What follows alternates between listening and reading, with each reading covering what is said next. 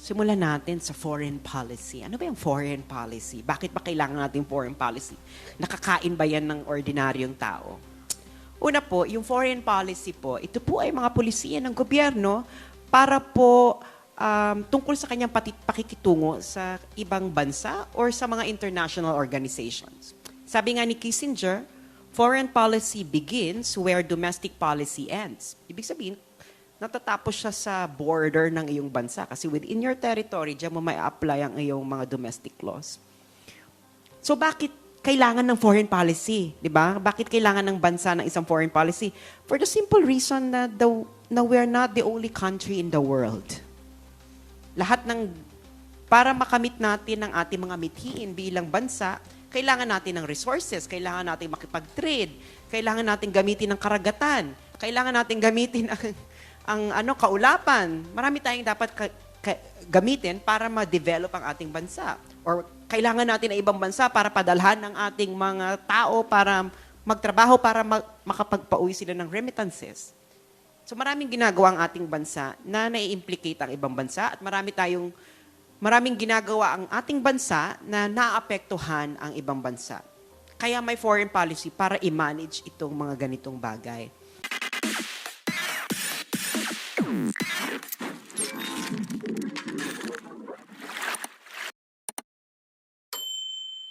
Ako po si Sas Rogando Sasot ng For the Motherland Blog at ito pong mini discussion na ito ay tungkol po sa international relations. Alam niyo naman po yung mga sumusubaybay po ng blog ko, yan naman po ang halos parati kong sinusulat. At ito pong discussion na ito ay para po mapalalim ang ating kaalaman kung ano pong international relations. Kasi nga, di ba, ito mga nakaraang araw, ang dami-daming nating naririnig na balita at puro tungkol sa international relations sa foreign policy. Gusto ko itong simulan sa pamamagitan ng napakaiksing prayer na to. God, grant me the serenity to accept the things I cannot change, courage to change the things I can, and wisdom to know the difference. Kilala niyo po ba kung sino nagsulat niya? It's a prayer, but it was written by... hindi po. Wrong! I don't give you an A. You get an E, charot. Hindi, di ba maganda yung kanyang kahulugan, di ba, na God grant me the serenity to accept the things that I cannot change, courage to change the things I can, and wisdom to know the difference. Ang nagsulat po kasi niyan ay si Reinhold Niebuhr, na isa po siya sa mga kilala at mga pundasyon ng tinatawag na realist political philosophy. Isa po siyang Kristiyano na theologian. Ang kanya pong philosophy ay realism, na kung saan they accept certain things that cannot be changed. At iyon nga sa kanya ay yung tinatawag na human nature, that man is, has propensity for evil and society actually amplifies that. So, yan yung kanyang sinulat na napakaganda at isa sa mga pundasyon nga ng realist political philosophy. Actually, na-encounter ko po kasi siya kasi noon po, hindi naman lingid sa inyong kaalaman na ako po ay naging aktivista ng LGBT rights. At dahil aktivista ka, napaka-idealistic mo. Di ba? Dahil sa pagiging idealistic ko, napunta ko sa isa sa mga plataforma ng idealism, ang United Nations. So, nandun ako na parang, oh my God, I'm gonna change things, ganyan. Nag-speech ako na parang yun yung feeling mo, di ba? Pero once you encounter reality kasi, malalaman mo kung ano yung mga posible o hindi. Hindi ba? At ano yung mga pwedeng gawin at ang mga hindi pwedeng gawin. At ang ano mga pwedeng mabago at hindi pwedeng mabago sa pangkasalukuyang panahon. Tapos nung nag-aral na po ako, dahil nga idealistic ako noon, sabi ko, ay gusto kong mag-aral, itutuloy ko na yung international relations. Aral ako. Habang nag-aaral ako ng international relations, yung idealism ko nandito, nung pagpasok ko, pagkatapos ko mag-graduate ako, nandito na siya. Kasi nalaman ko na kung paano nag-function yung mundo. Tapos nung nagtrabaho ako sa mga international organizations na direktang nakikisalamuha sa mga international organization, direktang nakiki-engage sa iba't ibang bansa, yung idealism ko habang lalong bumaba. Diba?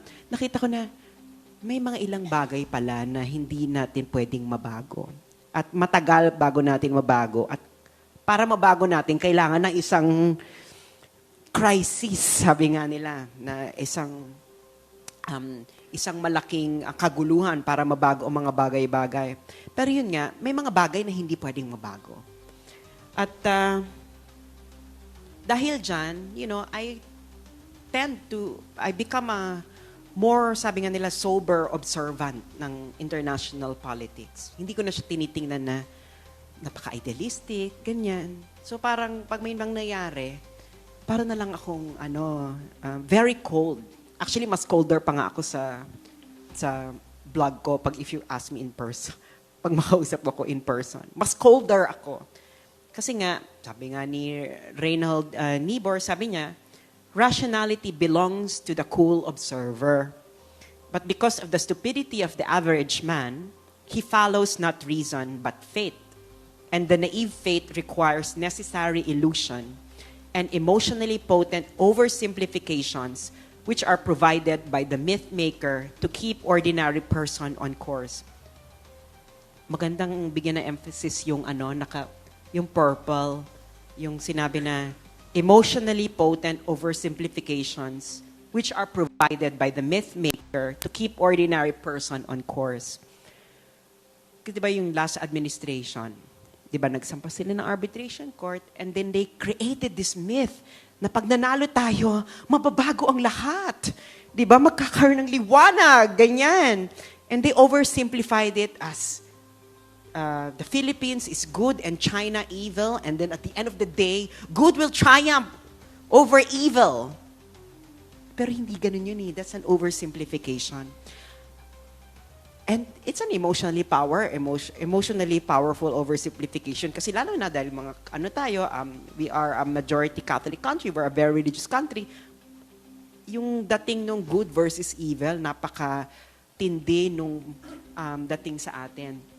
Pero itong discussion na ito, I will try to debunk this oversimplification by simply providing you some knowledge about how the world really works. Diba? Simulan natin sa foreign policy. Ano ba yung foreign policy? Bakit ba kailangan natin foreign policy? Nakakain ba yan ng ordinaryong tao? Una po, yung foreign policy po, ito po ay mga pulisiya ng gobyerno para po tungkol sa kanyang pakikitungo sa ibang bansa or sa mga international organizations. Sabi nga ni Kissinger, foreign policy begins where domestic policy ends. Ibig sabihin, natatapos siya sa border ng iyong bansa kasi within your territory, diyan mo may apply ang iyong mga domestic laws. So bakit kailangan ng foreign policy? Diba? Bakit kailangan ng bansa ng isang foreign policy? For the simple reason na we're not the only country in the world. Para makamit natin ang ating mga mithiin bilang bansa, kailangan natin ng resources, kailangan natin makipag-trade, kailangan natin gamitin ang karagatan, kailangan natin gamitin ang kaulapan. Marami tayong dapat gamitin para ma-develop ang ating bansa. Or kailangan natin ng ibang bansa para padalhan ng ating mga tao para magtrabaho para makapagpauwi sila ng remittances.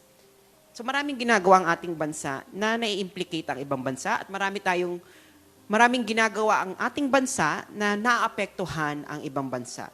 Kaya may foreign policy para i-manage itong mga ganitong bagay. Ngayon, the rest ng lecture po na ito ay ganito tatakbo. Siyempre, dahil may foreign policy, may konteksto po yung foreign policy. So, pagkatapos ng introduction na to, i-discuss ko po yung context ng foreign policy para alam po naman po natin kung ang polisiya na pinipresenta sa atin ng gobyerno man o ng oposisyon ay may kabuluhan. Hindi po kasi natin malalaman kung may kabuluhan ito kung hindi natin alam ang konteksto na kung saan gagamitin yung foreign policy. Parang ano po yan, parang Halimbawa, ang laro ay chess. Di ba? Kailangan malaman mo yung konteksto ng chess. Kasi kung hindi mo alam yung konteksto ng chess, pwede kang mabola ng kahit sino man. Sabihin na natin si Alejandro, di ba? Pwede kanyang mabola na sabihin niya na, ay, pwede ka maglaro ng Chinese checkers. Di ba? Pwede mo ka maglaro ng Chinese checkers habang naglalaro ng chess yung kalaban mo. Di ba? Sabihin niya ganyan. Ikaw naman, hindi mo alam. O nga, no, ang ganda ng Chinese checkers. Pwede, go. So, kailangan natin malaman yung konteksto ng laro. Diba? Konteksto kung saan nilalapat yung foreign policy. Pagkatapos nating malaman yan, kailangan nating malaman yung main tool ng foreign policy, yung diplomacy. Ano nga ba yung diplomacy? Yan ba yung dalawang leader na nag-shake hands, nagkaganyan-ganyan? Diba? Yan ba yan? Yan ba yung diplomacy? Diplomacy, papadala ka ng ambassador sa ibang bansa at magpapicture taking. Yan ba ang diplomacy? Malalaman natin mamaya. Siyempre, ang pinakadulo is all about power. Diba? Ano nga ba yung kapangyarihan? Bakit kailangan natin kapangyarihan? Para saan ba yung kapangyarihan? At ano-ano iba't ibang sources ng kapangyarihan. Tapos pagkatapos po niyan, I'm gonna open the floor to questions. So parang magiging introduction lang siya sa maraming bagay. Okay, konteksto. So ang una-una po nating dapat malaman sa konteksto ng kung saan nilalapat ang foreign policy ay pagkakaiba ng tinatawag na international political order at ng domestic political order. Yung domestic political order po, ito po yung sistema sa loob ng isang bansa. Ang sistema po niyan ay, ang pinaka-main characteristic niyan ay merong hierarchy. Sa international political order po, ang tinatawag po dyan ay walang hierarchy, merong anarchy. Hindi po ibig sabihin ng anarchy ay gulo. Ibig sabihin lang po ay wala pong nakapangibabaw sa iba't ibang bansa. Kaya may anarchy, pantay-pantay lahat ng bansa. Sa domestic political order po, may gobyerno, nandyan yung citizen sa ilalim. So merong, ganun lang kasimple yung ibig sabihin ng hierarchy and anarchy. Sa international political order, walang gobyerno. Sa domestic political order, may gobyerno. So ayan nga. So yung government above the citizens, yung sa international political order, walang government above nations. So, anong implications niyan? Una, sa domestic political order, ang mga batas, ang mga national law, ay may force behind it. Papaliwanag ko kung ibig sabihin sa isang example. Sa international political order po, yung tinatawag na international law, wala po yung force behind it. In general, malalaman niyo mamaya kung ano yung exception. In general, wala siyang force. Paki-absorb lang muna yan, ha? Tapos dahil nga may force, di ba, sa domestic political order, sa loob ng Pilipinas, ang gobyerno, pwede kang i-compel na mag-obey kahit hindi mo gusto ang batas. Di ba? Sabihin mo na, ayokong magbayad ng buwis. Kulong ka, di ba? May nakukulong pa ba sa hindi pagbabayad ng buwis? Di ba? Or ayokong sundin ang batas trapiko. Pwede mo masabihin yan? Di ba hindi? Huhulihin ka ng pulis. Pwede kang makulong, pwede kang mamultahan. Paulit-ulit mong gawin yan, pataas ng pataas yung multa. It's gonna be inconvenient for you. Sa international political order po kasi, walang ganon. Lahat ng batas, especially yung treaty law, kailangan may consent ng isang bansa. Halimbawa, yung tinatawag na UN Convention on the Law of the Sea, yung UNCLOS, di ba? Madalas nating naririnig. Isa po yung kasunduan ng mga bansa. Pwede kang maging member, pwede kang pumasok, pwede hindi ka pumasok. Di ba? Yung mga hindi nakapaloob dyan, hindi sila nakapapaloob doon sa kontrata. So kahit international law siya, hindi siya applicable doon sa mga hindi nag-ratify ng batas. Di ba? So, ngayon, paano siya pinapatupad? Yung tinatawag na goodwill na ayaw ni Leni Robredo. Di ba ayaw niya ng goodwill? Goodwill is simply, wala kasing Tagalog ang goodwill eh. Naghanap ako ng Tagalog, ang lang niya pakikisama. Magandang pakikisama, ganyan, ng isang bansa sa isang bansa. Kasi nga, wala namang gobyerno. So, paano siya ipapatupad? Di goodwill ng isang bansa sa isang bansa, di ba? So, yun yung isa niyang implication ng walang gobyerno. Ito yung example ng pagkakaiba. Di ba, ikaw, nag-violate ka ng traffic laws. Yung gobyerno, sa domestic political order, papasok. Oy, nag-violate ka, mumultahan ka, ganyan. Wala pong ganyan sa international political order. Wala pong pulis na pupunta sa China at huhulihin ng China. Wala pong ganun. At ikukulong. Di ba? Tapos itong lalaking ito, hindi siya pwedeng sabihin na, hindi ako magpa-participate sa court. Hindi pwede. Di ba? Kailangan mo mag-participate. Kung hindi, hihilahin ka ng pulis, magpa-participate ka. Ganyan. Wala pong ganun sa international political order. Kasi nga, walang gobyerno. Di ba? Pero may exception. Di ba? May exception. Yung tinatawag na UN Security Council. Yung UN Security Council po, isa po siyang sangay ng United Nations. Yung isa kong professor, ang tawag niya dyan sa UN Security Council ay military junta. International military junta. Bakit? Bakit? Kasi kung may mga kaguluhan, anything na situation sa international scene na nakaka-apekto sa international peace, security, and stability, e-enter ngayon ng UN Security Council. Isa po siyang very small group of countries. 15 members, 5 po dyan ay permanent members. Ang 5 permanent members ay China, United States, France, United Kingdom, at Russia. Yung idea po yan ng UN Security Council, nag-evolve po yan sa idea ng United States na tinatawag na 4 policemen after ng World War II. Ang 4 po noon ay China, United Kingdom, Soviet Union, Russia, tapos United States. So, 1, 2, 3, 4. Yung France, later on na lang siyang pumasok. Diba? Hindi siya talaga originally kasama sa 4 policemen. So, ang idea talaga noon nila, itong 4 na ito, is sila magme-maintain ng order sa kanilang rehiyon. Ang United States, sa American continent, sa North and South America, and Pacific. Ang UK at France, sa Europe. Tapos ang Russia, syempre, doon sa kanyang, doon sa mga bansang nakapalibot sa kanya. And then yung China, syempre, sa East Asia and Asia. Ganyan. So yun yung idea nila, sila magme-maintain ng order. Itong 5 tupong ito ay meron po silang tinatawag na kapangyarihang mag-veto. Yung veto po, halimbawa may decision, may resolution na inihain sa kanila, o kailangan natin itong gawin. Kahit isa po sa kanila magsabi ng no, hindi gagawin. Yung kailangan gawin. Diba? Kaya nga sinasabi na walang kwenta. Halimbawa, yung Syria, nagtatabi yung mga tao, bakit walang nangyayari? Kasi it's either nag-veto yung Russia or yung United States. Diba? So, walang nangyayari. Kasi siya lang po ang may karapatan sa international order na magpadala ng force. Diba? Para i-invade ang isang bansa. Diba? Para i-invade. Ano ba? Nagkakagulo kayo dyan.